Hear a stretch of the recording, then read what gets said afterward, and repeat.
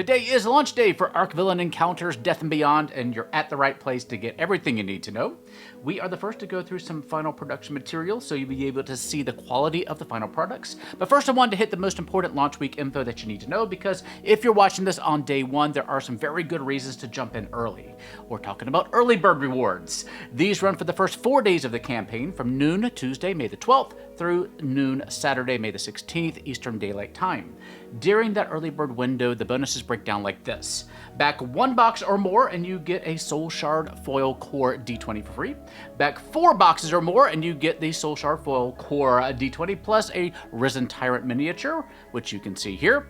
Back 9 or more boxes and you get the D20, the Risen Tyrant Mini, and the Deluxe GM screen for free. So if you're already thinking about maybe getting a couple of boxes, those early bird thresholds might help guide you to a particular pledge tier.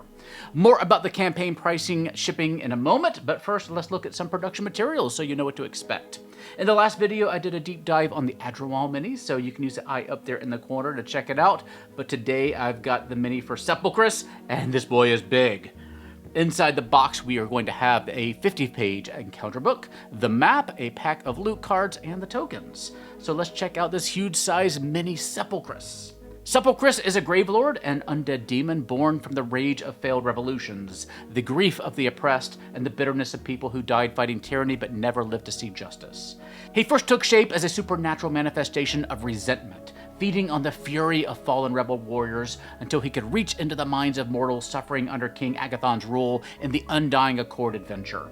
A desperate cult eventually summoned him through mass sacrifice at an ancient battlefield, where their blood fused the remains of the dead into his monstrous body. Though Sepulcrus presents himself as a champion of liberty, he is really a parasite of despair. He corrupts rebels, twists righteous anger into murderous hatred, raises the dead to fight again, and ensures every uprising collapses into more bloodshed.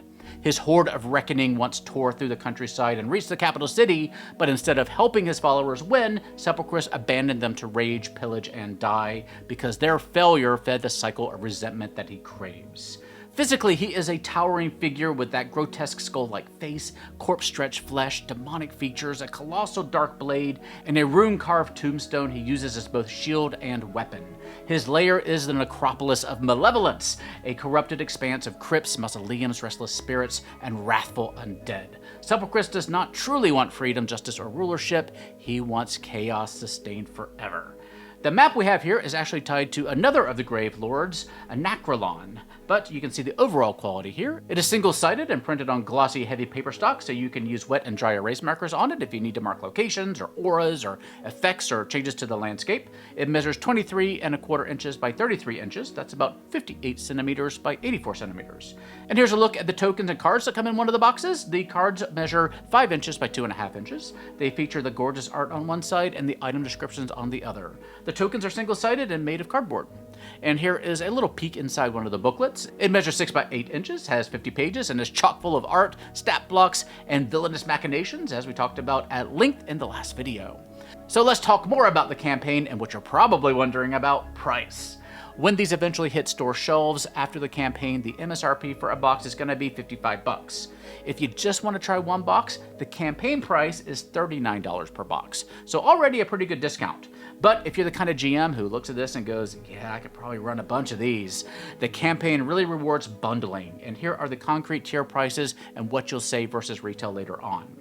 If you're eagle-eyed, you may notice that there is a 17-box tier, when I've been saying that this series has 15 available boxes. Well, Archvillain is adding 2 new special boxes for the campaign: Foes and Legends Gloomguard Enclave and Foes and Legends Soul Shard Seekers. Each box will have 6 medium-sized minis, which can be used as NPCs or PCs in your Archvillain adventures. They'll also come with a PDF with the material needed to use them in play. One of the sweet spots here is probably that 4-box early bird pledge. For $149, you'll get 4 boxes of your choice, plus the early bird goodies in that Soul Shard Foil Core D20 and the Risen Tyrant Mini. And if you're going bigger, maybe planning on a full campaign, 15 boxes plus those early bird goodies like that Deluxe GM screen. There will also be a special tier for previous backers of the Erevan's Guide project. They'll be able to get the 2 new boxes, or whichever 2 boxes they want, plus 2 new dice sets and the new deluxe GM screen for a nice discount. So if you're one of those backers, be on the lookout for that. Now, if you're like me these days, you're probably thinking about how to fit these purchases into your budget. 2 thoughts for you. First, Gamefound has a feature called Stretch Pay, which I've used myself a couple of times now. If your pledge is $149 or more, which is that 4-box pledge and up, you can split your payment into 7 interest-free monthly installments. So if you'd rather budget it out over those months rather than take the whole hit at once, that option's on the table. Also, if you've seen me before, you've probably heard my rant about GMs often having to take on the financial burden for a game all by themselves. If you have a regular game group and you all want to play Archvillain Encounters, or anything for that matter, it is perfectly acceptable to ask everyone to pitch in to help cover the cost of materials and adventures and minis. Boxes like this, essentially. So don't hesitate to talk to your players about that. Another point to emphasize is timeline. Again, as I always say, Gamefound, Kickstarter, BackerKit, these places are not a store. You won't get your boxes right away. They're estimating delivery in about 7 to 8 months, so roughly around the end of the year, beginning of 2027. The miniature molds are already ready. Heck, I have 2 of them right here, and well, one here, one over there. So the fulfillment is going to be more predictable. They're also feeling quite confident about being able to deliver on time. So keep in mind that, like all projects, shipping will be charged later on when the items are ready to ship to your doorstep. They have worked out bundled shipping costs, meaning that if you back multiple boxes or items, they're aiming to make sure you don't get wrecked on shipping in the Pledge Manager. Shipping will depend on your region, but bundling should help on shipping too, not just the box price. You can check out the campaign page for shipping estimates so you can kind of know what to expect. And finally, stretch goals. They've got a lot planned, extra value and surprises and exclusives, the usual campaign energy.